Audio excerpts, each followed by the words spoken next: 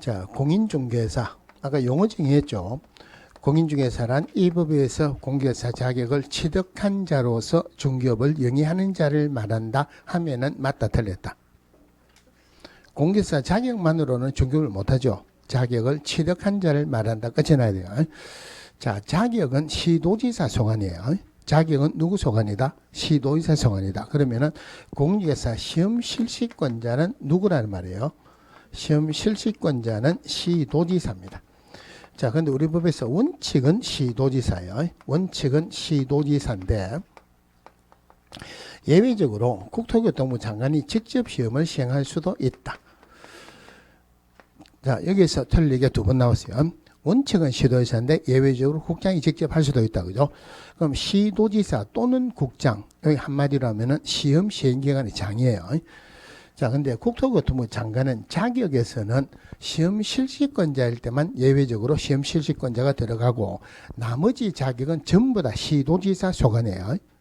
나머지 자격은 전부 다 시도지사 소관이다 하는 말은 공개사 자격증 교부는 누가 해준다? 시도지사가 합니다. 국토교통부 장관이 시험 실시권자를 하더라도 자격증 교부는 시도지사가 합니다. 그러면 우리가 지금 공부하는 첫 번째 목적이 자격증 교부받는 거죠. 첫 번째 목적이 자격증 교부받는 거라는 말은 자격증 교부는 합격자 결정 공고일로부터 몇 개월 이내 교부해야 된다? 1개월 이내. 요거 2개월이라고 틀리게 나온 적이 있었어요.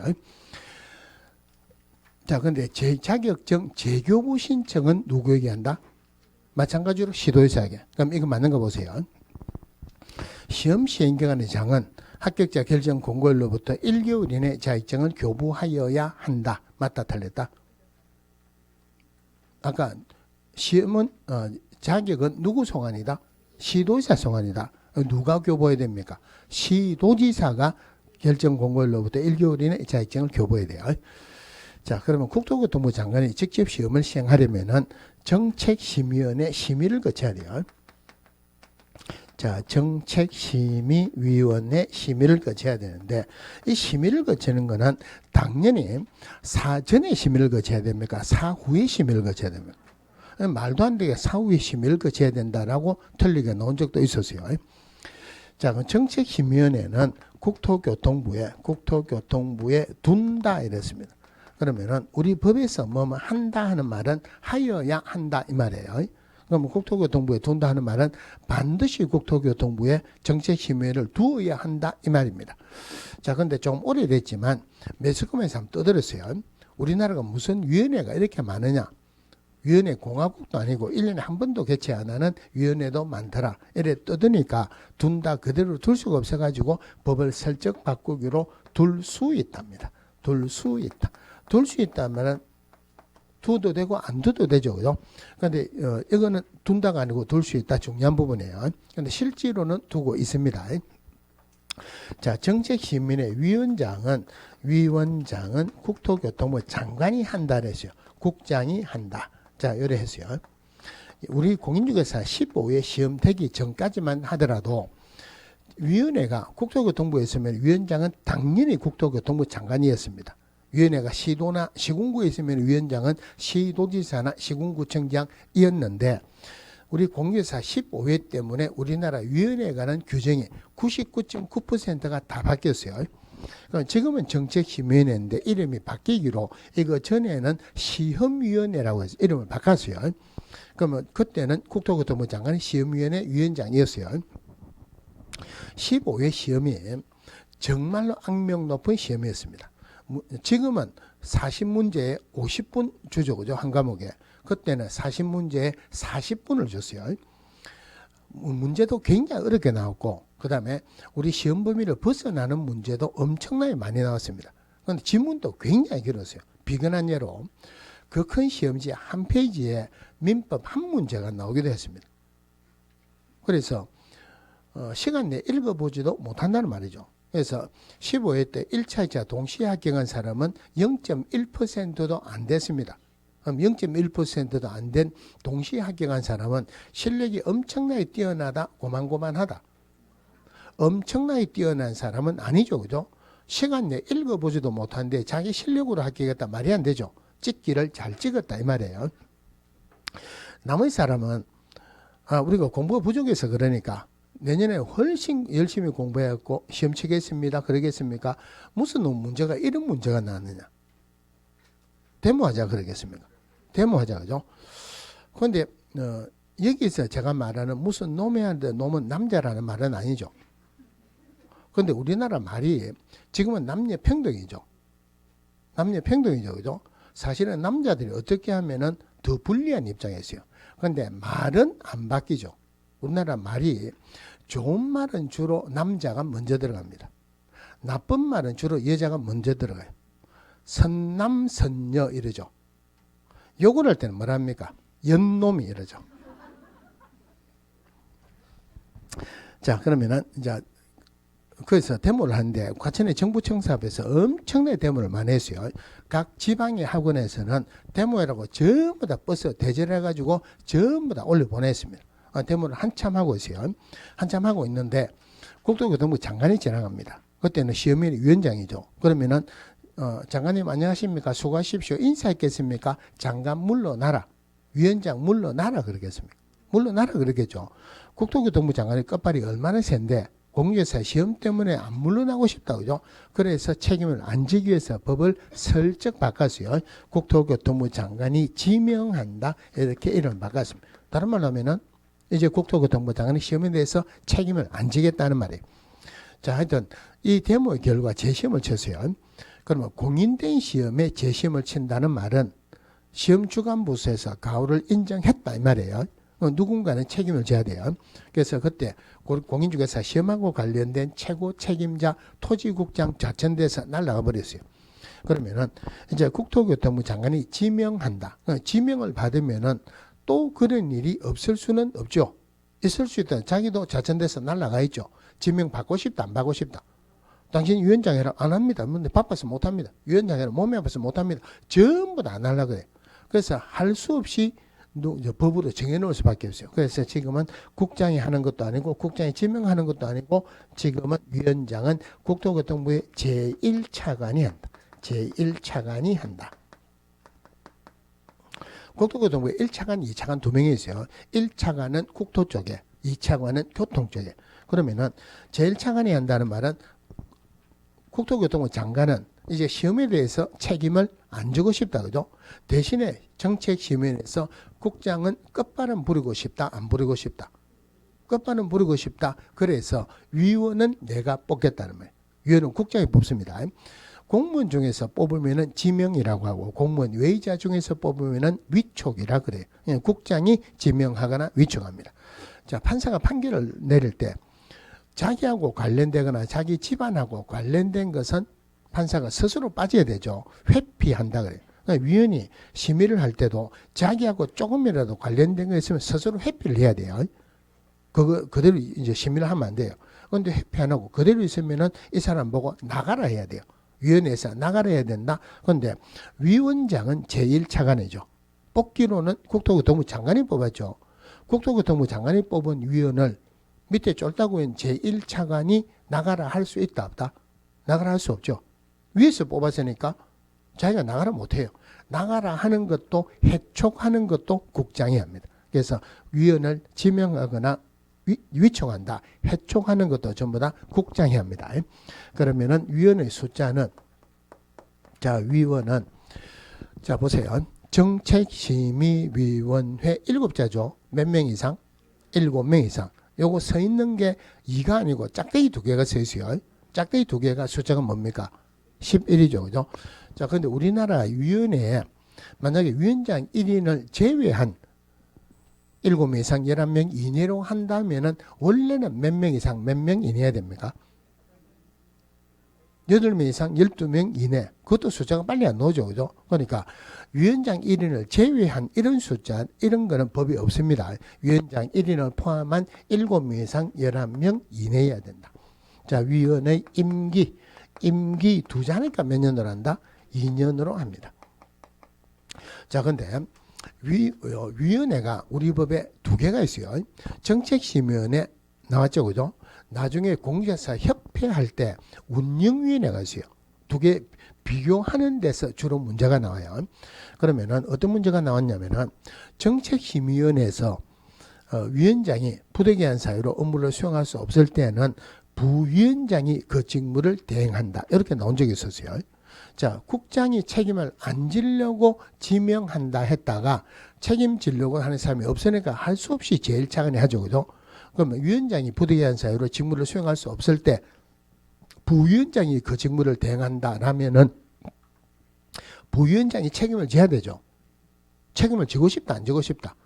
부위원장 하고 싶은 사람이 있습니까, 없습니까? 없습니다.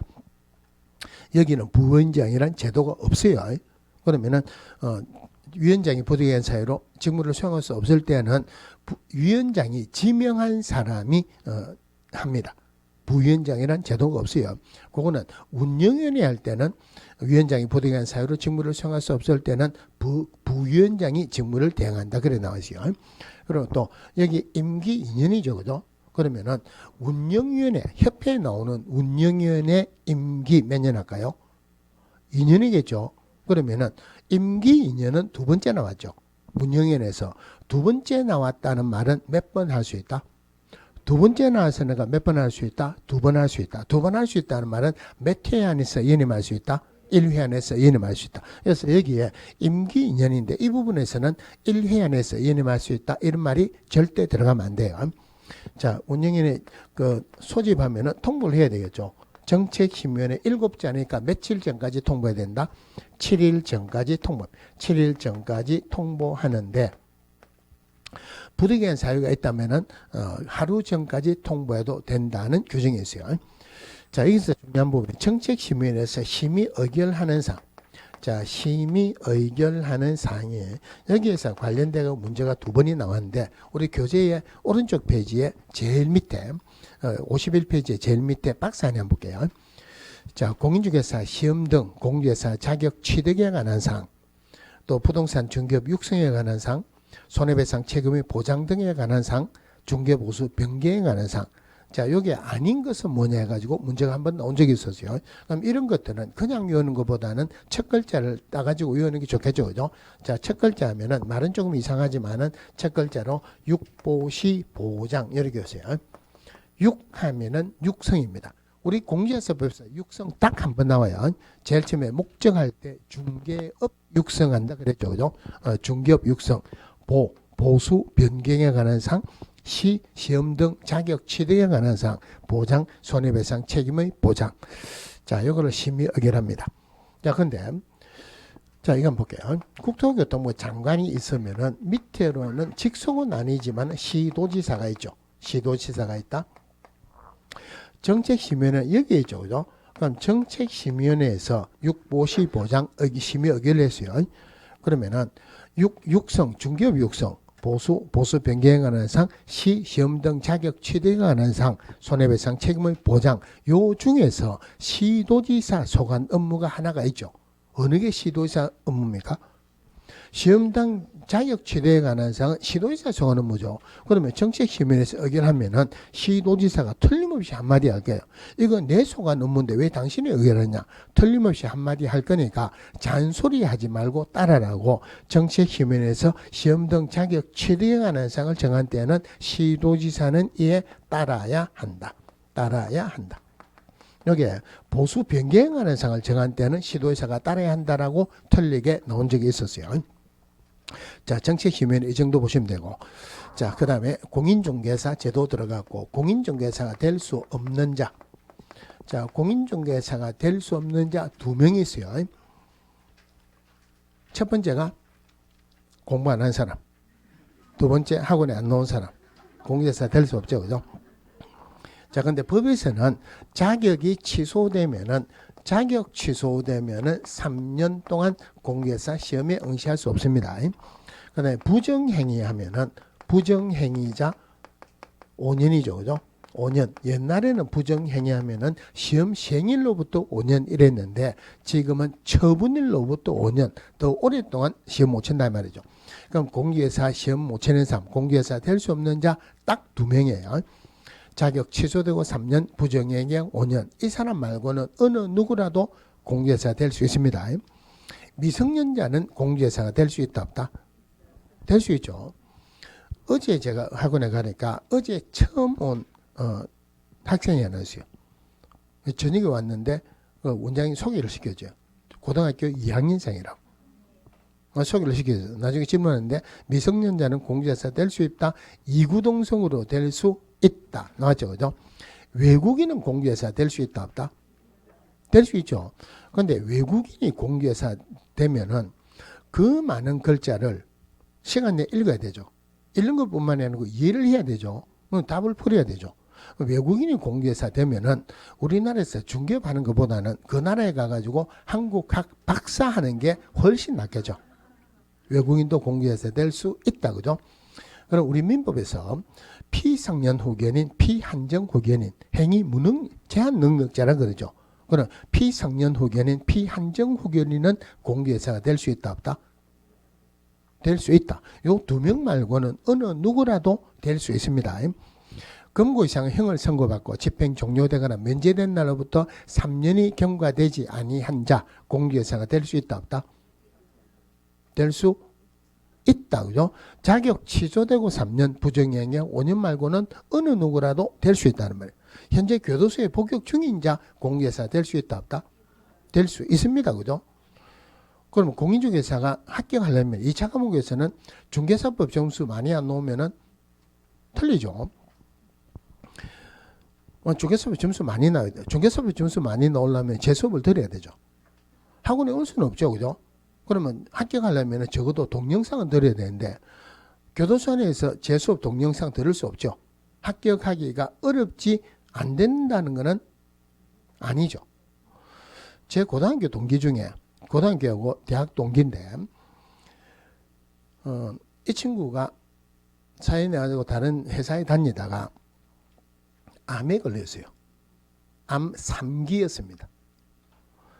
암 3기다 뭐 준비합니까? 주로 재수 없는 말이지만은 관 준비해야 되죠. 제 친구 얼마 전에 병원에 입원했다는 친구 있었죠. 그 병원에 가면은 옆에 사람 그랬어요. 관 준비해놨는데 빨리 안 온다고 막 그런 농담을 하고 이랬는데 그 친구가 완전히 그 암 3기 걸린 친구가 완전히 식이요법으로서 나았어요. 식이요법으로 나았어요. 그런데 병원에 있으면 할 게 없죠. 자기는 죽을 날만 기다리고 있는 거예요. 그래도 병원에 있으면서 공부해가지고 자격증을 땄어요. 자격증을 따고 중개사무소 이제 등록을 했습니다. 사무실에 가니까 제가 보니까 여기는 중개사무소가 안 되는데요. 얼마 있다가 끝났습니다. 그런데 이 친구가 가만히 생각해 보니까 자기가 사는 거는 1,000원이에요.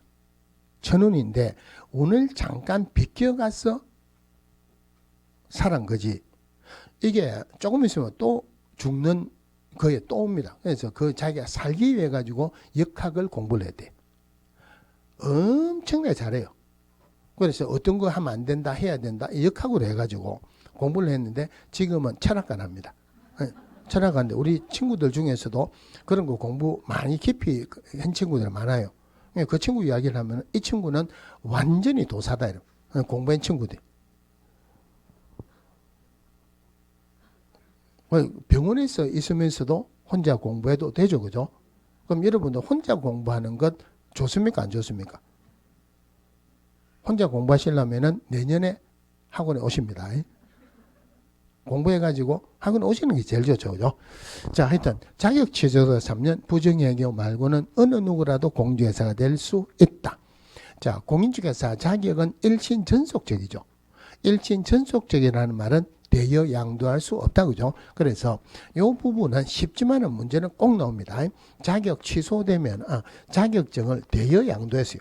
자격증 대여 양도하면은 무조건 자격 취소됩니다. 자격이 취소된다. 등록증 대여 양도하면은 등록이 취소되죠. 그죠? 하여튼 빌려주면 무조건 취소돼요. 옛날에 어떤 지문이 한번 나왔냐면은 등록증 대여 양도하면은 자격이 취소된다. 등록증 대여 양도면 뭐가 취소됩니까? 등록이 취소되죠. 자격증 대여 양도면 자격이 취소되죠. 그런데 그거 틀린 사람 많아요. 그 많은 게 몰라서 틀린 게 아니고 꼼꼼하게 안 봐서 틀렸다는 말이에요. 우리 모의고사 치죠. 그죠? 모의고사 칠 때 1회 모의고사 치면은 그 다음에 며칠간 학원에 안 나오는 사람들이 몇 명 있어요. 1, 2회 모의고사 친 거 집에 갖고 절대 시험지 내놓지 마세요. 애들이 60점 받았다 그러면 엄마 아버지가 뭐라 합니까? 난리가 나죠. 근데 1, 2회 모의고사 치면은 잘하면은 한 40점 나옵니다. 40점 나와요. 애들이 봤다 그러면은 난리가 나겠죠. 그죠? 쪽팔리서 집에 못 있습니다. 그러니까 1, 2회 모의고사에 제일 중요한 게 뭐냐면은 내용을 안다 모른다 점수를 많이 받는다가 아니고 1회 모의고사 치면은 점수가 안 나오는 첫 번째 이유가 물론 안다 모른다는 것도 있지만은 시간이 모자랍니다. 치다 보면은 아니 40문제인데 시간이 모자라요. 그러니까 이거는 시간 모자란데 100번 듣는 것보다 자기가 그 시간에 딱 치보는 게 좋습니다. 만약에 특별한 사정이 있어서 모의고사 못 치는 분이죠. 모의고사 문제집만 학원에 사가지고 집에 가서 풀어보세요. 그냥 풀면은 의미가 없습니다. 시간 딱 재가지고 푸세요. 자기가 해봐야지 아 이런 거는 버려야 되겠다. 이걸 먼저 풀어야 되겠다. 나옵니다. 아무리 들어도 안 되는 거예요. 그럼 2회 모의고사 치면은 점수가 좀 올라가 있죠. 그죠? 근데 일반적으로 떨어집니다. 그게 자기 점수예요. 1회 때는 지금은 공부한 게 별로 없죠. 아는 게 별로 없어요. 아는 게 별로 없으니까 이다 아니다 하는 것은 자기 아는 거는 명확하게 아는 거예요. 근데 공부를 조금 했어요. 공부를 조금 하면은 이거 같기도 하고 저거 같기도 헷갈립니다. 점수가 조금 더 떨어집니다. 그때부터 이제 자기 실력으로 조금씩 올라갑니다. 모의고사 한 번도 안 치면은 본고사가 1회 모의고사입니다. 절대 문제 안 나옵니다. 합격을 하기 위해서는 우리 학원에서는 여러분들 합격하는 게 좋습니까? 아니면은 떨어지는 게 좋습니까? 솔직히 말해서 학원의 입장에서는 떨어져 가지고 1년 더 하는 게 더 좋겠죠. 근데 그게 아니에요. 조금 크게 보면은 학원에서 수강생들을 많이 모집하기 위해서는 광고를 많이 해야 되죠. 그러면 합격해서 나갔어요. 그럼 다른 사람이 공개사 수업 들으려면은 어디 가면 좋겠냐 물어보면은 이 학원에 가라 그러겠죠. 그래가지고 오는 사람이 훨씬 많습니다. 학원에서 경제적으로 이야기를 해도 여러분들이 합격을 하는 게 좋아요. 학원에서 하는 거는 빠지지 말고 다 하세요. 합격하는 제일 지름길입니다. 자, 자격증 대여양도 하면은 무조건 자격이 취소돼요. 빌려준 사람이든 빌린 사람이든 전부 다 1년 이하의 징역 또는 1천만 원의 벌금을 처한다. 그래서 자격 취소되고 1년에 1천에 이거는 꼭 나옵니다. 자, 그 다음에 공인중개사가 아닌 자는 공인중개사 또는 유사명칭을 사용할 수 없다. 이거는 당연하죠. 그죠? 사용할 수 없다. 그럼 여기에서 문제가 되는 거는 나중에 우리 표시 광고할 때 어떤 말이 있냐면은 중개대에서 보면 표시 광고할 때 기업공개사만 표시 광고할 수 있고 기업공개사 아닌 자는 표시 광고할 수 없다 이래요. 자, 근데 기업공개사 표시 광고할 때 꼭 들어가야 되는 게 중개사무소 명칭, 소재지, 연락처, 기업공개사 성명 여기에 꼭 들어가야 됩니다. 그러면은 자, 기업공개사 아닌 자가 표시 광고했다. 기업공개사 표시 광고할 때 4개 들어가야 돼서 누락되었다. 어느 게 벌이 크겠습니까?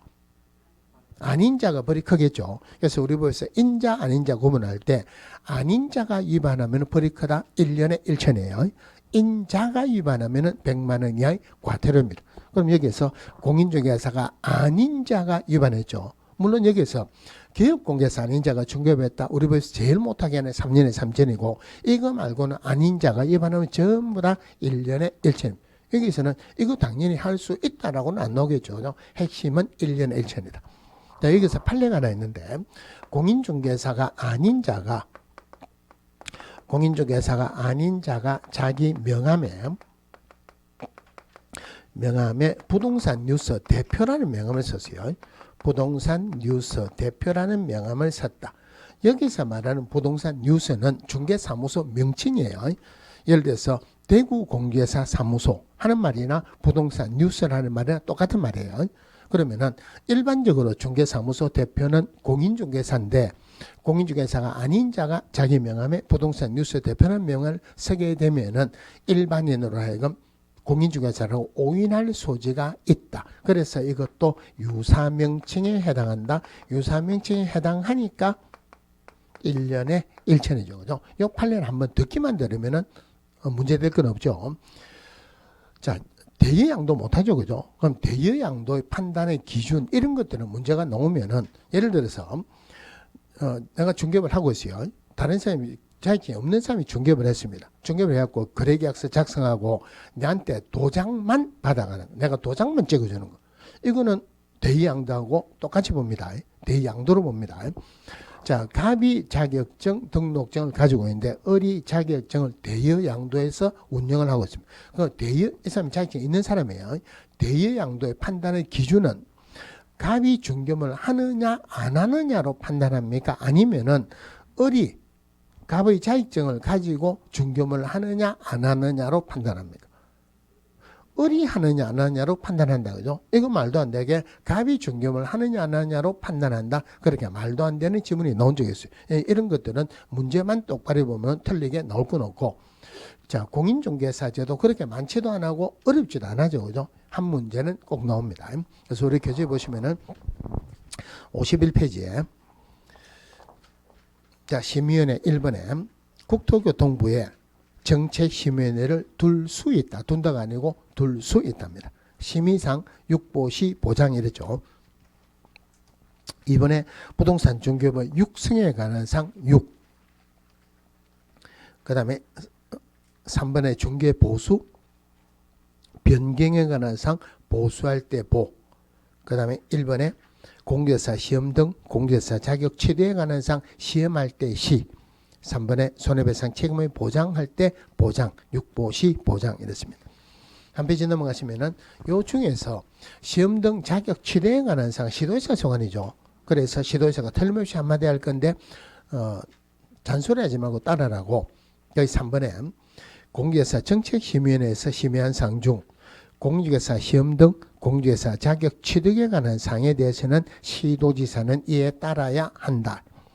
그런데 어떤 문제를 보니까 이거 시험 등 자격 취득에 관한 상 말고는 시도의사가 안 따라도 된다라고 누가 지문을 냈던데 그 말은 아닙니다.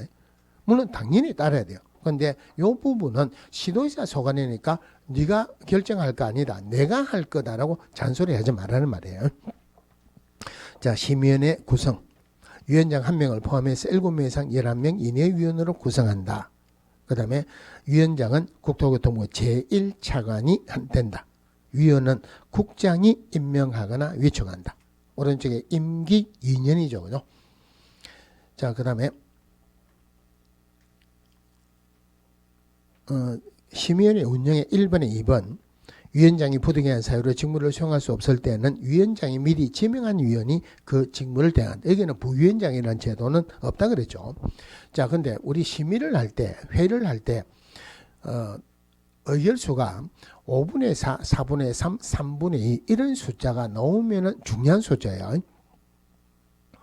혹시 민법에서 집합건물의 소유 및 관리에 관한 법률 한번 했습니까?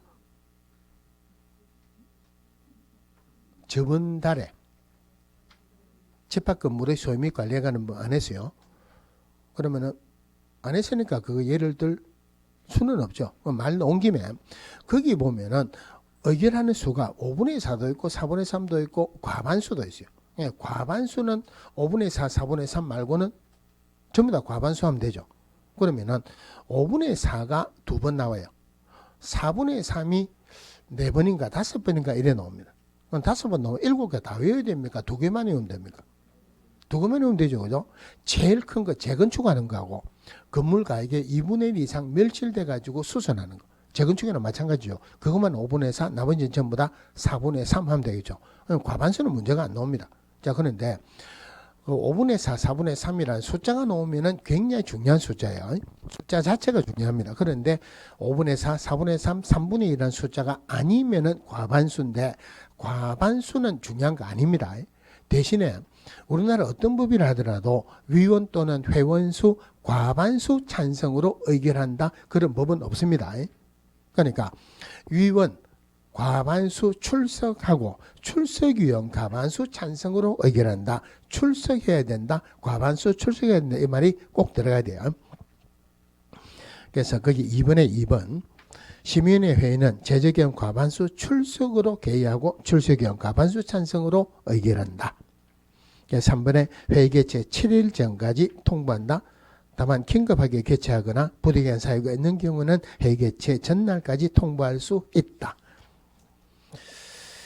자, 한 페이지 넘어가서 제일 밑에 2번의 동그라미 2번 국토교통부 장관은 위원을 해촉할 수 있다. 뽑기로도 국장이, 나가라는 것도 국장이 할 수 있죠. 자, 오른쪽에 시험 시행기간. 자, 원칙. 공주회사 되려는 자는 시도지사가 시행하는 공주회사 자기 시험에 합격해야 된다. 예외적으로 국토교통부 장관이 그 밑에 줄 시험을 시행할 수 있다. 원칙은 시도지사인데 예외적으로 국장이죠. 자, 그 밑에 국장이 직접 시험을 출제하거나 시험을 시행하려는 경우는 심의위원회 의결을 미리 거쳐야 된다. 자, 넘어가서 시험의 시행. 틀리게 나올 건 없고 시험은 매년 1회 이상 시행한다 이랬죠. 그죠? 근데 우리가 보통 이야기를 할 때는 1차 합격하면은 다음 연도 1회 안에서 1차를 면제시켜 준다 그랬죠. 정확하게 표현하면은 다음 연도가 아니고 다음 회입니다. 왜냐하면 1년에 1회 시행하면 다음 연도죠. 1년에 1회 이상 시행한다. 두 번 치면은 그 다음 연도가 아니고 다음 회 1회 안에서 면제시켜 준다. 그러니까 1회 시험하는 게 아니고 1회 이상 시행합니다. 자, 근데 시험 시행관의 장은 시험을 시행하기 어려운 부득이한 사정이 있는 경우에는 심의위원회 의결을 거쳐 당해 연도 시험을 시행하지 아니할 수 있다. 작년 같으면은 자칫 잘못했으면 시험을 못 칠 뻔도 했죠. 못 칠 뻔도 했죠. 그죠? 그럼 보통 올해 시험을 칩니다. 올해 시험을 칠 때 시험 치기 한 일주일이나 보름 남가 놓으면은 많은 사람들이 생각하기로 야, 한 달만 더 있었으면 내가 무조건 합격할 건데. 그런 생각 많이 하겠죠. 그죠? 그 한 달 제가 드릴게요. 그 한 달을 그때 드리는 거 아니고 지금 드립니다. 지금이 그때를 생각하고 한 달 하면은 합격합니다. 그런데 지금 없으면은 나중에 합격 못 하죠. 지금이 한 달 전이다 이래 생각하세요. 올해는 시험을 칠 수 없는 부득이한 사유가 있겠습니까? 없겠습니까? 없습니다. 시험 치기 전에 공부를 안 해갖고 얼마나 불안하느냐면은 옛날에 시험 칠 때 저는 시험장에는 꼭 가거든요. 어디 가든지. 작년에도 우리 학원에 시험장에 왔는데 은혜 김해에 한번 갔어요. 김해에 가니까 그 경찰이 한 명 왔어요. 사이카 타고. 제가 물어봤습니다. 아니 공인중개사 시험을 치는데 경찰이 여기 말라고 왔습니까? 이러니까 누가 협박을 했대요. 시험장을 폭파시켜 버리겠다. 제가 속으로 얼마나 답답했으면 시험장 폭파시켜 버리겠다. 그러니까 그런 말이 전화가 왔는데 경찰이 아무 대응이 없었다. 만약에 실제로 문제가 되면은 문제가 되겠죠. 그죠? 그때부터 김해에서는 시험장 되면은 한 명씩 전부 다 경찰에 한 명씩 갑니다. 그런데 그 경찰이 저를 가만히 보더만은 어디서 봤는데 이래요. 제가 뭐라 했냐면은 당시 울산에서 근무하다가 이리 왔죠. 이러니까 그거 어찌합니까? 그래요. 처음 보는 사람이에요. 근데 울산에 있다가 이거 어찌합니까? 제가 아무 말도 안 하고 지금 우리 경찰들 어디 있다가 어디로 갔는가 다 합니다. 울산 동구 있는 거 맞죠? 그러니까 맞대요. 이제는 묻지 않은고 싶어서 자꾸 물어보잖아요. 그죠? 한번 울산에서 수업을 하는데 울산 전화가 왔었어요. 제가 전화를 못 받았습니다.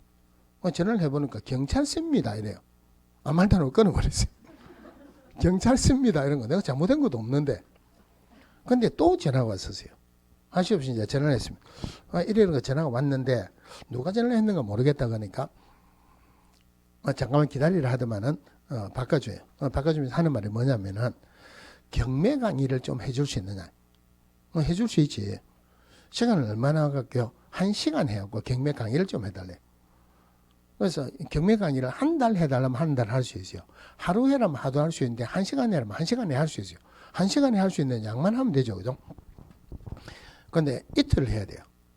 반은 근무를 해야 되고 반은 내근을 할 때 들으면 돼요. 나머지 반 해야 되죠. 근데 제가 오늘 하고 내일 하고 이건 안 돼요. 시간이. 그래서 나머지 반은 다른 사람이 했고 나머지 반은 제가 합니다. 근데 앞에 다 쓰니까 누가 차라리 경의하잖아요. 경찰들은 전부 다 이리 하죠. 그죠? 제가 앞에 가고 이리 할 수는 없죠. 손이 올라가고 싶은데 옆에 나가고 인사를 했어요. 거기 있는 사람 다 알죠. 저는 몰라도. 그러면서 어디서 봤는데 하는 말은 그때 제 수업을 들었다 이 말이죠. 그래서 거기 있었죠. 그러니까 있대요. 나중에 이야기를 해갖고 풀은 적이 있었어요. 자, 그 다음에 시험의 공고 틀리게 놓을 건 없고, 매년 2월 28일까지 관보 및 일간신문에 예비 공고를 합니다. 법인이 의뢰되어 있는데, 실제로는 전년도에 주로 예비 공고합니다. 이미 예비 공고는 나왔어요. 10월 마지막 주 토요일 날 시험을 치죠. 자, 그 다음에 구체적인 공고 세 번째 줄에 시험 시행일 90일 전까지 공고를 합니다. 자, 그 다음에 응시 자격 1번에 자격이 취소된 후 3년이 지나지 아니한 자는 공개사가 될 수 없다.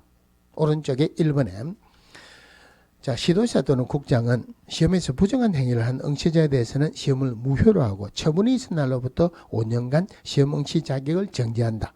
결론적으로 공개사 될 수 없는 자 딱 2명이죠. 자격 취소되고 몇 년? 3년. 부정행위하고 5년이죠. 그죠? 근데 요게 다음 주에는 결격사유에 가면은 요게 발목을 딱 잡습니다. 굉장히 중요합니다. 그래서 요거 잘 기억을 해 두시고. 그 다음에 수수료 얼마 내는가 모르죠. 그죠? 얼마 내는가 모른다는 말은 대통령령에 정합니까? 국토교통부 령으로 정합니까? 우리가 아무도 모른다는 말은 시험 범위가 아니죠. 그죠? 대통령령도 아니고 국토교통부 령도 아니고 지방자치단체 조례인데 요거는 수수료 내는 건 나중에 한꺼번에 나오는 때가 있으니까 그때 보기로 하고 반환 내는 건 문제 안 나옵니다. 그다음 시험 방법 면제 이런 것도 문제가 안 나오고 그다음 쭉 가서 61페이지에 재료의 자격증 교부 시도지사는 국토교통부령으로 정하는 바에 따라 자격증을 교부해야 된다. 국토교통부령으로 정하는 바에 따라 이런 것들은 안 보셔도 돼요. 누가 자격증 교부한다고요? 시도지사가. 그 다음에 그 밑에 쪽 시도지사는 결정 공고일로부터 1개월 이내 자격증을 교부해야 된다. 재교부 신청도 누구에게 한다? 교부한 시도지사에게. 자, 그 다음에 한 페이지 넘어가서 자격증, 양도 등의 금지 당연히 못한다. 그죠?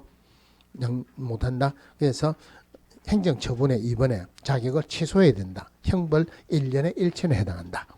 오른쪽에 유사명칭, 공개상 아닌 자는 공개사 또는 유사명칭을 사용해서는 안 된다. 물론 아닌 자가 위반했으니까 1년에 1천이다. 100만 원 이하의 과태료다. 1년에 1천입니다. 그 밑에 판례의 유사명칭의 1번 볼게요. 중개사무소 개설 등록은 공중개사 또는 법인만이 할 수 있도록 정하여져 있으므로 중개사무소의 대표자를 가리키는 명칭은 일반인으로 하여금 그 명칭을 사용하는 자를 공인중개사로 오인하도록 할 위험성이 있다. 따라서 무자격자가 자신의 명함에 부동산 뉴스 대표라는 명칭을 기재해서 사용한 것은 공개사와 유사한 명칭을 사용한 것에 해당한다. 이건 한번 듣기만 들으면 틀리게 나올 건 없죠. 그죠? 그 위에 3번 한번 볼게요.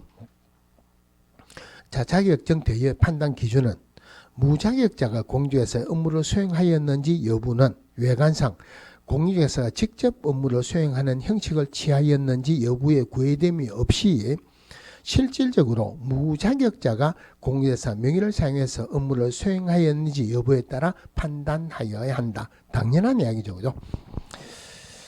자, 여기까지 하고 70페이지에 중개사무소 개설 등록하는 것은 다음 주에 보기로 할게요. 그런데 등록부터는 물론 오늘 것도 마찬가지지만은 중개사법에 단락단락 문제를 내더라도 사실 문제를 내기가 어렵습니다. 단락단락 전부 다가 문제가 나온다는 말이에요. 쉽다 어렵다 이런 거 상관없이 전부 다 문제가 나와요. 자, 근데 제가 늘 하는 이야기지만은 공부를 할 때는 막연하게 공부를 한다기보다는 내가 이 자격증을 따가지고 뭘 할 거냐 해가지고 돈을 번다면 얼마나 벌 거냐, 돈 벌어가 뭐 할 거냐, 목표를 가지고 공부하는 게 훨씬 공부가 잘 되겠죠. 아침에 나오고 학원에 갔다. 학원에 가고 좀 잠 좀 자다가 집에 간다. 그냥 생각하지 말고 내가 자격증을 다 하고 뭘 할 거냐 하는 거를 생각을 하면서 공부를 하세요. 또 어떤 과목이라도 저게 저렇다 이해를 하면서 암기를 합니다. 물론 그냥 암기하는 것보다 왜 저런지 생각을 하면서 하는 게 좋겠죠. 그죠? 자, 생각을 잘 해갖고 잘 들으세요. 이해는 다 됩니다. 그런데 2차 과목은 암기 과목이에요. 암기 과목이라는 말은 알아도 안 하면은 까먹습니다. 계속 반복적으로 해야 돼요. 빠지지 말고 오세요. 빠지지 말고 오시고 내년에는 우리가 어디서 보자고요? 이 강의실에서 보지 말고 16번에서 봅시다. 16번이 뭐라고 했어요? 위락시설이에요. 자, 오늘 한 거 복습 좀 하고 갈게요. 자, 제일 앞에 그 필요 없는 거는 빼고 제일 처음에 용어 정의에서 중개 나왔죠. 중개란 제3조 규정에 의한 중개 대상물에 대해서 거래 당사자 간의 매매 교환 임대차 그 밖의 권리의 특실 변경을 알선하는 행위를 말한다. 그럼 여기서 거래라는 말은 사인들 간에 서로 대가적인 처분을 부담하는 것을 거래라고 한다. 그럼 일방 당사자가 사인이 아니다. 대가적인 처분을 부담하는 거 말고 일방적으로 주는 것, 이거는 거래가 안 되죠. 거래가 안 되면 중개가 안 되죠. 결론적으로 상속 중개 안 되죠. 경매도 중개가 안 된다. 그죠? 자, 여기에서 핵심은 중개의 대상, 매매 교환 임대차 그 밖의 권리, 한마디로 등기될 수 있는 권리는 다 들어갑니다. 이렇게 생각하시면 돼요. 담보 가등기 등기합니까 안 합니까? 등기하죠. 중개대상 권리 해당합니다. 물론 그런 게 문제가 나오진 않아요. 임차권의 등기가 되든지 안 되든지 전부 다 중개대상 권리에 해당합니다. 그죠? 유치권하고 법정재산권은 등기되는 권리가 아니죠. 하지만 유치권은 일신 전속적인 권리가 아니다. 이전할 수 있죠. 목적 부동산과 피담보 채권을 함께 이전할 수 있고 이전할 때는 중개대상 권리에 해당한다. 물론 법정재산권도 마찬가지예요. 자, 등록장의 자격증을 대여 양도받아서 운영을 하고 있는 사람에게 오피스텔 구해달라 하니까 그 사람이 자기 것 아닌 오피스텔을 자기 것처럼 속여가지고 의뢰인하고 직접 임대차 계약을 체결했어요. 자, 이럴 때 임대차 계약의 당사자로서 계약을 체결했지. 그 사람은 임대차를 중개를 한 건 아니죠. 그 행위는 중개행위다 아니다. 중개행위가 아니다. 그러면 중개는 사실행위가 법률행위가 아니고 사실행위다. 그 다음에 대리행위가 아니고 자기행위다. 그런 것도 있고 중요한 건 아니에요.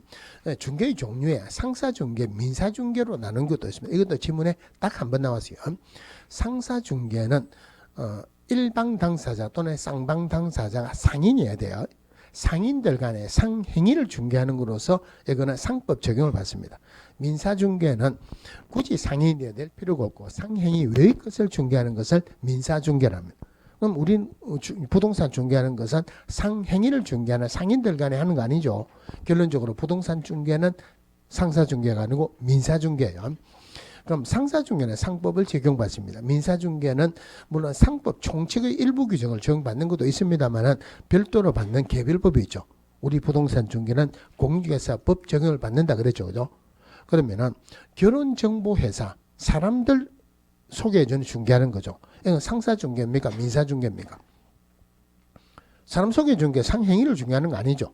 민사중개죠. 별도로 적용하는 법이 있겠죠. 그죠? 혹시 그 무슨 법 적용하는 거 아세요? 이거 무슨 법 적용하는 거 압니까? 누가 하는 말이 인신매매법 적용한다고 하는데 인신매매법이 아니고 소개영업법 이런 것이요. 자, 그 다음에 중개업. 자, 중개업할 때 다른 사람의 의뢰를 받아야 되죠. 중요한 건 아니지만은 쌍방 당사자로부터 의뢰받은 경우뿐만이 아니고 일방 당사자의 의뢰에서 매매교환 임대차 그 밖의 권리의 득실 변경을 알선한 것을 업으로 해도 중개업에 해당한다. 그죠? 자, 중개업 용어 정의할 때 제3조 규정의 중개 대상물에 대해서 거래 당사자에게 어떤 권리의 득실 변경을 알선하는 것을 업으로 하는 것을 말한다 하면은 맞다 틀렸다. 지문이 길죠. 한꺼번에 판단하기 어렵죠. 그죠? 그런데 중개업할 때는 이 어떤 말이 나온다 하더라도 보수를 받았다는 말이 없으면은 중개업 아니에요. 그거는 보수받았다는 말이 없죠. 그럼 틀렸다 그죠? 중개업이란 다른 사람의 의뢰에서 일정한 보수를 받고 중개를 업으라는 것을 말한다. 보수를 안 받으면 중개업 아니라 그랬죠. 무등록자가 거래계약을 체결시키고 보수를 달라고 요구하는 상태에서는 아직 보수 안 받았죠. 중개업 했다 안 했다? 안 했습니다. 그 사람을 무등록자로 처벌할 수 없다. 자, 오래된 판례지만은 단판을 걸고 하게 되면은 중개업에 해당합니다. 그러면은 어떤 행위가 중개에 해당하는지 안 하는지 판단은 그 중개인을 하는 본인이 판단하는 게 맞다. 사회통념상 객관적으로 판단하는 게 맞다. 사회통념상 객관적으로 판단한다. 중개라는 개념에서 저당권도 중개대상 권리에 들어가죠. 그래서 의뢰를 받고 보수를 받고 저당권 설정하는 것을 알선하는 것을 업으로 해도 중개업에 해당한다. 하지만 금전 소비대자 알선에 부수해서 저당권 설정하는 것을 업으로 해도 물론 중개업에 해당합니다. 컨설팅에 부수해서 중개업을 했다. 이것도 중개업 맞죠? 컨설팅에 부수해서 중개가 계속 반복적으로 이루어졌다 하더라도 중개업에 해당될 수 있다. 그죠? 자, 중개업이란 의뢰를 받고 보수를 받고 중개를 업으로 하는 것을 말한다. 그런데 무등록자가 판례에서는 무자격자라고 했어요. 자격이 없는 사람이 의뢰를 받고 보수를 받고 중개를 업으로 했다. 중개업이다. 아니다. 또 중개업 맞죠? 그러면은 중개업 용어 정의할 때 기업공개사가 의뢰를 받고 보수를 받고 중개를 업으로 하는 것을 말한다 하면은 틀렸죠. 이게 맞다면은 기업공개사 아닌 자가 하면은 중개업 아니잖아요. 처벌을 못하죠. 그죠? 그래서 용어 정의할 때는 누가 하는 것은 안 들어갑니다. 네, 공인중개사 이 법에서 공개사 자격을 취득한 자를 말한다. 중개업은 기업공개사만 할 수 있죠. 공인중개사로서 자격을 취득한 공인중개사로서는 중개업을 못한다 그랬죠. 그래서 자격을 취득한 자로서 중개업을 영위하는 자를 말한다. 붙으면 안 되죠, 그죠? 그러면은 이 법에서 공개사 자격을 취득한 자인데 외국에서 자격증을 딴 사람은 우리 법에 의한 공인중개사가 아니다. 그 다음에 기업공개사, 중개업을 영위하는 자를 말한다. 틀리죠. 무등록자 중개업에도 중개업 맞죠. 의뢰를 받고 보수를 받고 중개를 업으로 하는 자를 말한다. 이것도 틀리죠. 의뢰를 받고 보수를 받고 중개를 업으로 하는 자를 말한다 하는 말이나 중개업을 영위하는 자를 말한다 하는 말은 똑같죠. 그죠? 중개업을 하는 사람을 기업공개사라는 게 아니고 기업공개사란 이 법에서 중개사무소 개설 등록한 자를 말한다. 중개인도 기업공개사 맞죠? 중개는 공개사 아니죠.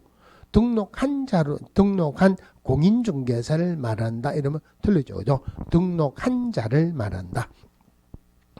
물론 이 법에서 중개사무소 개설 등록한 자로서 중개업을 영위하는 자를 말한다. 이것도 틀리죠. 그죠? 휴업기간 중이나 업무정지기간 중에는 중개업 안 하죠. 그래서 등록한 자를 말한다. 끝이 나야 돼요. 그 다음에 고용인중개사 자격이 있으면 소속공개사, 자격이 없으면 중개보존이죠. 소속공개사 용어 정의할 때 일단 찾아야 되는 두 개가 소속되었다, 공중개사다. 그래서 소속공개사라 하면 기업공개사에 소속된 공인중개사로서 중개업무를 수행하거나 기업공개사의 중개업무를 보조하는 자를 말한다. 중개업무를 할 수 있지 해야 되는 의무가 있는 것은 아니다. 그죠? 소속공개사가 거래계약서 확인서를 작성하여야 한다 이러면은 틀리죠. 물론 공제사 가려울고 기업공개사 법인의 임원이나 사원으로서 공제한 자를 포함한다. 즉 임원이나 사원으로서 공제한 자도 소속공개사에 해당한다. 소속공개사 할 때 소속되었다, 공개사다 하는 말을 찾아야 되듯이 중개보존할 때도 소속되었다, 공개사가 아니다 찾아야 되죠. 순서는 상관없죠. 중개보존이란 공인중개사가 아닌 자로서 기업공개사에 소속되어 중개대상물에 대한 현장 안내 및 일반 서무 등 기업공개사의 중개업무와 관련된 단순한 업무를 보조하는 자를 말한다. 중개보조는 절대 중개업무 할 수 없죠. 거래계약서는 확인설명서를 작성할 수 있다 이런 말이 들어가도 안 된다 그랬어요. 그 다음에 중개대상물, 부동산이어야 됩니다. 모든 부동산에 중개대상물 되는 건 아니죠. 비행기나 선박은 안 되죠. 그죠? 우리 법으로 규정된 법정 중개대상물이어야 되고 이것도 전부 다 되는 게 아니고 사적 소유가 가능해야 되고 거래가 가능해야 중개대상물 된다. 이 법정 중개대상물에 공법상 이용 제한이 있거나 거래 규제가 있어도 중개대상물 되고 각종 제한 등기가 있어도 중개대상물 된다. 그러면은 가압류된 토지 중개대상물 된다 안 된다? 되죠. 그 다음에 토지거래 허가구역 내의 사유지 종료됐으면 되죠. 개발제한구역 내의 사유지도 종료됐으면 됩니다. 그죠? 그럼 법에서 규정된 토지 건축물 그 밖의 토지 정착물은 허가를 안 받아도 등기를 안 해도 종료됐으면 됩니다. 그 중에서 토지, 자 소유권이 미치는 토지 매매할 때 필지 단위로 거래가 된다. 다른 말로 1필지의 일부분은 매매할 수 없다. 마찬가지로 저당권 설정하는 것도 1필지 전체가 됩니다. 하지만 용의물권, 지상권, 지행권, 전세권은 1필지의 일부분도 가능하다. 무주부동산 국유니까 종료됐으면 안 되죠. 미채굴 강물, 공유수면 마찬가지예요. 포락지, 사건이 소멸되었으니까 종료됐으면 될 수 없다. 그 다음에 건축물. 건축물 되려면은 민법상 건축물이든 건축법상 건축물이든 근데 판례에서는 민법상 건축물에 한정된다 그랬어요. 토지 정착물 이해야 되죠. 공중전화 부수는 토지 정착물 아니죠. 종료됐으면 될 수 없죠. 똑같은 판례예요. 콘크리트 바닥 위에 철제 빔을 세우고 볼트나 노트로서 쉽게 분리나 철거가 가능하고 또 3면을 지붕이다 또는 벽이다 할 만한 것 없이 유리나 또는 천막으로 덮은 세차장 구조물, 한마디로 토지 정착물 아니니까 건축물 아니죠. 중개대상물이 될 수 없다. 자, 주택법에서 주택공급계약을 체결하고 등기할 때까지 권리 입주자로 선정된 지위, 특정한 동호수가 결정되죠. 정비법에서 관리처분계획 인가로 채등한 입주자로 선정된 지 특정한 동호수가 결정됐죠. 특정한 동호수가 결정된 것은 미래건물로 본다. 그래서 분양권, 입주권도 종료됐으면 되죠. 그죠? 하지만 추첨해서 당첨되면은 주택공급계약을 체결할 수 있는 권리인 입주권. 다르게 표현하면은 추첨해서 당첨되면은 입주 예정자로 선정될 수 있는 지위인 입주권. 아직까지 특정한 동호수가 결정 안 됐으니까 중개대상물이 될 수 없다. 일정한 지위하에서 토지를 분양받을 수 있는 지위인 대토권 중개대상물 안 되죠. 그 밖의 토지 정착물에서 명인 방법을 갖춘 수목의 집단 중개대상물이 된다. 자, 임목. 수목의 집단에 등기를 하게 되면 임목이죠. 자, 그러면 임목은 소유권의 대상도 되고 재단권의 대상도 되죠. 토지하고 분리해서 임목만 매매할 수 있다. 그래서 토지 소유자하고 임목 소유자가 달라졌을 때는 토지 소유자는 임목 소유자에게 지상권을 설정한 것으로 본다. 다르게 하면 임목 소유자는 법정 지상권을 취득했죠. 토지 소유권 이전했다. 토지의 지상권을 설정했다. 법정 지상권을 취득한 임목 소유자는 임목 뽑아서 안 나고 되죠. 결론적으로 토지 소유권 이전했다. 아니면은 토지의 지상권을 설정했다 하더라도 임목에는 영향을 미치지 않는다. 임목이 있다는 사실관계가 토지 등기부에 나타나야 되죠. 표제부 갖고 얼구 중에서 사실관계 기재하는 것은 표제부죠. 토지 등기부 표제부에 임목 등기 번호를 기재한다. 토지부에 임목이 있다는 사실관계를 기재한다 이 말이에요. 자, 토지의 임목에 재단권 설정하고 난 뒤에 벌채가 되었다. 벌채된 나무에도 재단권의 효력은 미친다. 물론 재단권 설정하고 난 뒤에 벌채가 되었다. 기한이 도래되기 전에도 경매대를 갈 수 있고 경락대금은 공탁이 돼요. 그럼 저당권자는 임목에 대한 저당권자는 임목의 가치가 떨어지는 거 별로 안 좋아하니까 지상권자인 임목 소유자는 저당권자의 승인을 받지 않고서는 자기의 권리를 포기할 수도 없고 계약을 해지할 수도 없다. 공장재단, 광업재단 하나의 재산권으로 본다. 하나의 재산권으로 본다는 말은 분리할 수 없죠. 그죠? 원래 토지나 건축물은 중개대상물 되지만 공장재단이나 광업재단 내의 토지나 건축물은 각각 분리해서 중개대상물이 될 수 없다.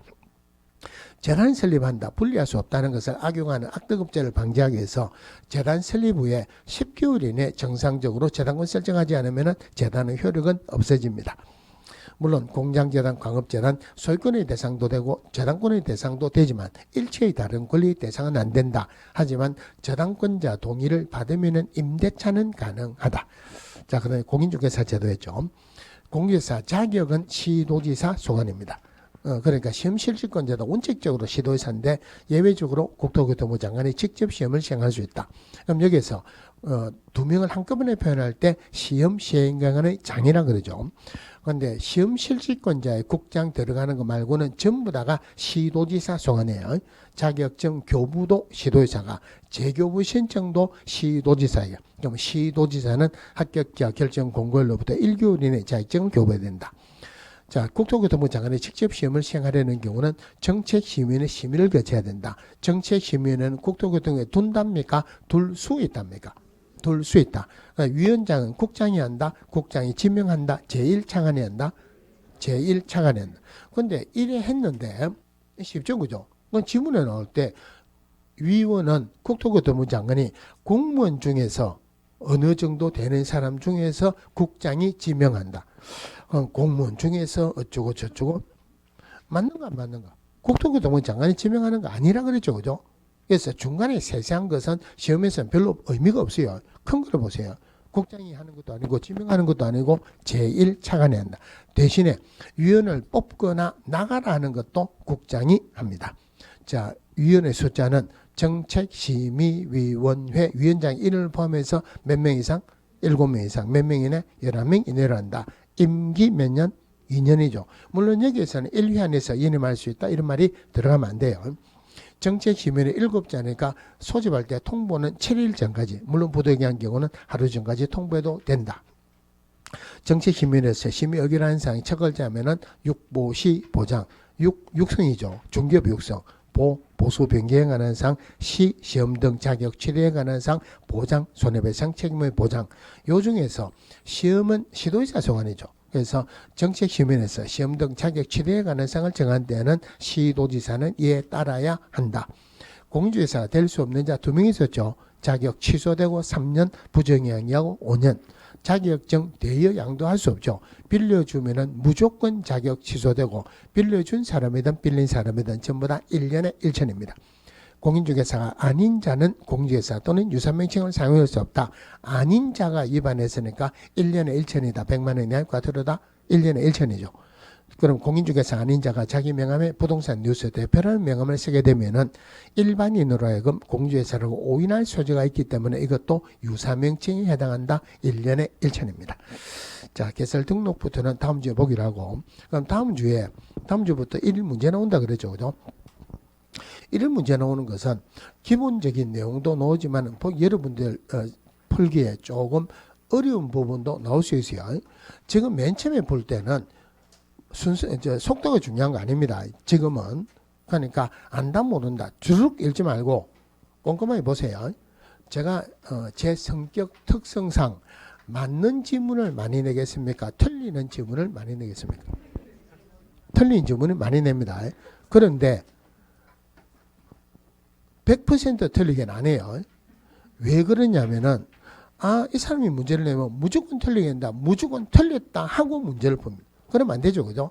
그 중에 맞는 것도 있어요. 그러니까 무조건 틀렸다 생각하지 말고 꼼꼼하게 문제를 풀어보시고 답하고 확인하세요. 자, 오늘은 여기까지 하겠습니다. 수고했습니다.